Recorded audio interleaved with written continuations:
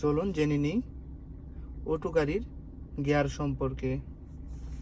এই যে দেখছেন পি, এটা হচ্ছে পার্কিং। যখন আপনি গাড়ি কোনো জায়গায় রাখবেন, রেখে যাইবেন কোন, তখনই পার্কিং লাগাবেন ও হ্যান্ড ব্রেক রাখবেন। এই যে এখন আমার গাড়ি পার্কিং আছে তাই পিতে রাখা আছে।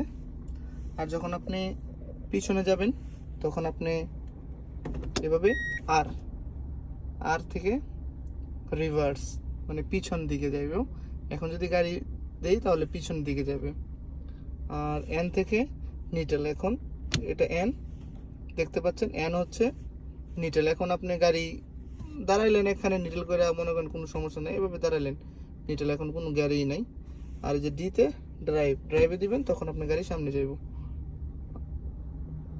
এটা একেবারে খুবই সহজ, এটা ভয়ের কিছু নাই। যারা নতুন ড্রাইভ শিখতে যাচ্ছেন হয়তো তারা ভয় পায়, তবে আসলে ভয়ের কিছুই নেই।